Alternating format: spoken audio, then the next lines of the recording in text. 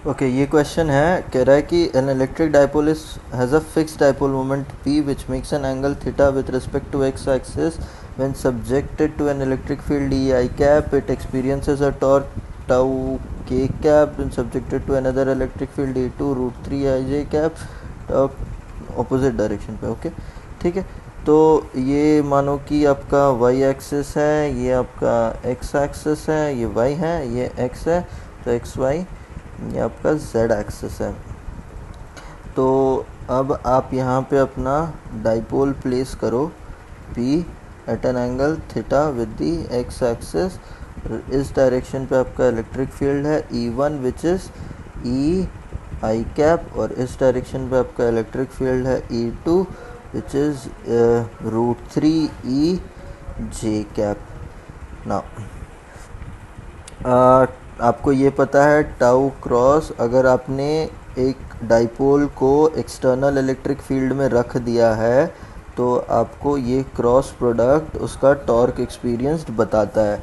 तो आपको ये कहा हुआ है कि T1 जो है, जो टॉर्क एक्सपीरियंस कह रहा है वो पॉजिटिव एक्सिस के तरफ है जो कि टाउ के कैप है, और जो इसके लिए है क्या, जो E2 के साथ है, तो वो जो टॉर्क एक्सपीरियंस कर रहा है वो T2 है, बट एग्जैक्टली ऑपोजिट डायरेक्शन पे है। मैग्नीट्यूड सेम है दोनों का, बट एग्जैक्टली ऑपोजिट डायरेक्शन पे। तो आप यहाँ पे आप क्रॉस प्रोडक्ट करेंगे P क्रॉस E, मतलब आप अपना राइट हैंड के फिंगर्स P से लेके E तक कर्ल करेंगे।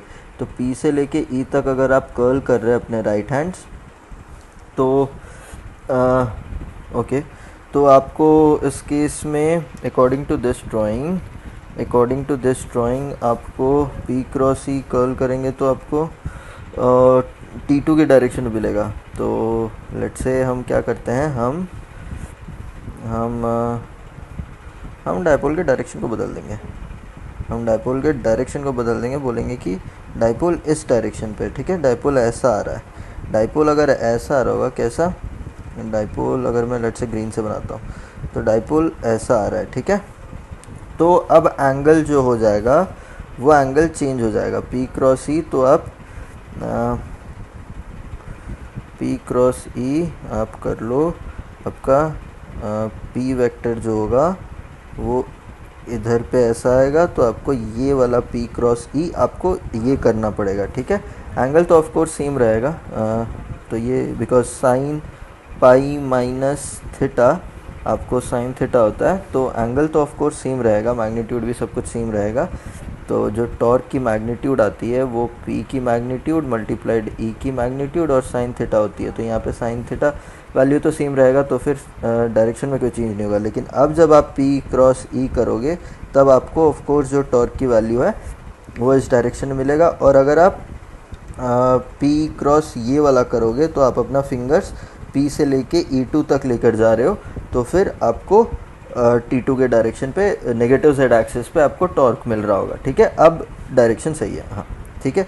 तो मानो कि आपका जो डाइपोल है वो इनटू ऐसा आ रहा है, ठीक है। तो जब दोनों का मैग्नीट्यूड सेम है, P वगैरह सेम है, सो क्योंकि T2 और T1 और T2 का मैग्नीट्यूड सेम है, डायरेक्शन वाइज मैंने आपको बता दिया है कैसा है। T1 और T2 का मैग्नीट्यूड सेम है, तो बोलो कि PE1 और जो इसमें साइन थीटा है और इसमें PE2, तो जो वैल्यू आपको यहाँ पे अगर ये एंगल थीटा आ रहा है, ठीक है, क्या कहना है, तो अगर ये एंगल थीटा है, x एक्सिस के साथ एंगल थीटा है, तो y एक्सिस के साथ एंगल कितना आ रहा है, π/2 माइनस थीटा। तो अगर साइन थीटा है तो साइन π/2 माइनस थीटा कितना हो जाता है, PE2 कॉस ऑफ थीटा।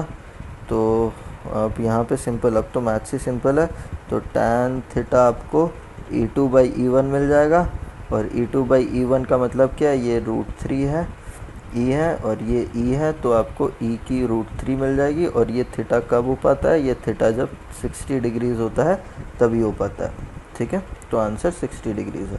मुद्दा ये है कि अगर कन्फ्यूजन हो यहाँ पे एंगल क्या लिया हुआ है, तो वो ऐसा लेना है। एक बार मैं फिर से एंगल का बता देता हूँ, अगर कोई कन्फ्यूजन है तो यहाँ पे देख लो। अगर एंगल कैसा लेना है, अगर उस पर कोई कन्फ्यूजन है तो एंगल देख लो। मैं एक बार फिर से एंगल का बता देता हूँ। ये मानो कि आपका Y axis, X axis and this is your Z axis, ठीक है। This is X Y and this is your Z axis, ठीक है। दिस इज़ योर माइनस, ठीक है, ओके। तो अब अगर मैं कहूँ मेरा फर्स्ट इलेक्ट्रिक फील्ड जो है वो इस डायरेक्शन पे है, वो E1 है, एंड जो सेकेंड इलेक्ट्रिक फील्ड है वो E2 है, और जो टॉर्क है वो T1 है, और जो टॉर्क इस डायरेक्शन पे T2 है। इतना तो एस्टैब्लिश। जब आपको P का डायरेक्शन बताना है तो मैं क्या कह रहा हूँ, P को आप ऐसा ले लो, P को आप ऐसा ले लो, ठीक है। P को आप ऐसा ले लो तो ये एंगल ऑफ कोर्स आपका थीटा हो जाएगा। ये P लाइज